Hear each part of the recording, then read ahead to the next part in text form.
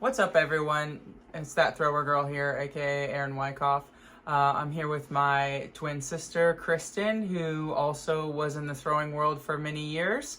So I'm just going to ask her kind of about her journey and what that looked like and what brought her to it and through it and all the above. So, how old were you when you started throwing? We were in sixth grade. In our district, there wasn't a ton of options as far as spring sports.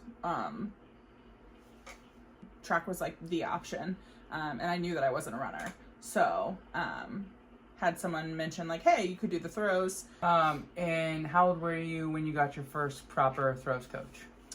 So we had a throws coach in middle school, and there were, it was a middle school coach. A ton of kids go out for sports in middle school. Nobody gets cut. It was more managing, 12, 13, 14-year-olds than coaching.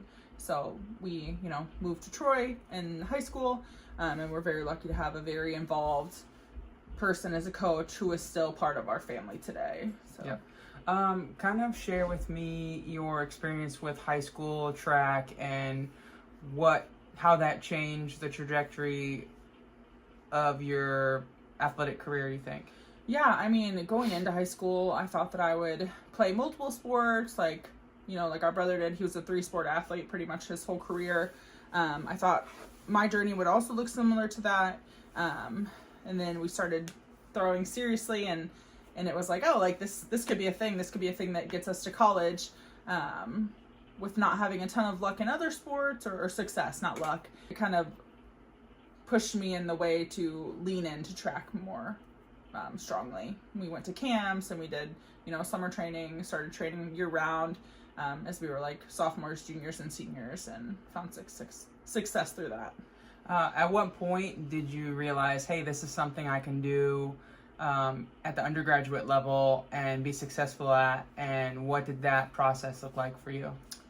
Oh man, I guess probably just when we started going to meets, and I don't want to sound braggy or anything, but you and I would dominate through some of those meets, and people would be oh man, it's the twins, the thrower girls, the twin thrower girls. We're expected to have this level of performance. We're expected to win.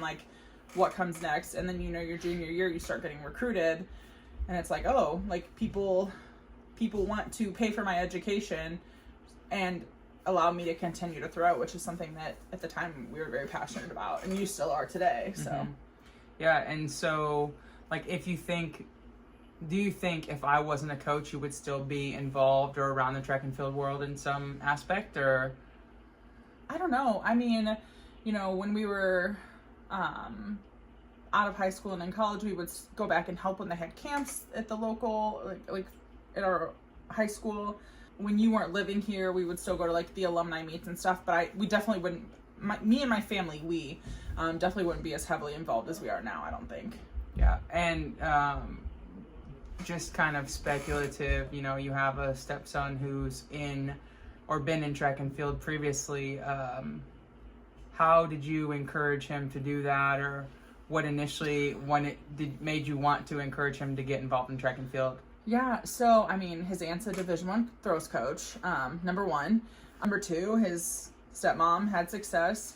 He's an athletic person. He's tall, he's long, he's gonna only get taller. And I think a lot of young men and young boys, they don't think of track and field necessarily as something that could advance their careers or pay for their schooling and stuff like that. But if it's such a niche thing that if you can get good coaching, you work hard, you put in a lot of effort, it's something that you can find success in. And, everyone wants their kids to be successful. So. Very true. What would be one or two pieces of advice you would give to young throwers looking to get into the sport, or they're in the sport and they're just kind of feeling lost? Yeah, because we went to some middle school meets last year, and it's more of a social thing, which I get, we were there too. But I would say be patient. Collegiate and Olympic throwers don't become great overnight. Be willing to listen.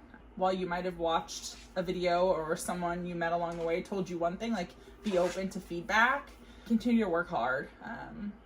I think in today's day and age, we have a very immediate success, livelihood. We want to be successful as quickly and as easily as possible, and that's just not how life actually works. Is you have to put in sustained effort. And as soon as you think you know everything, you realize that you still don't really know half of it. So keep working hard, watch videos, practice, film yourself practicing so that you can see, because you know your brain tells your body to do one thing, but your body might not actually be doing that thing you're telling it. So yeah, just keep working. And if you want to seriously do track and field in any way, you can't just do it during that season, right? You have to. It's kind of like a year-round thing. Yeah, you gotta be at least drilling and stuff year-round for sure. Awesome. Thanks so much. Yeah, you're welcome. Bye.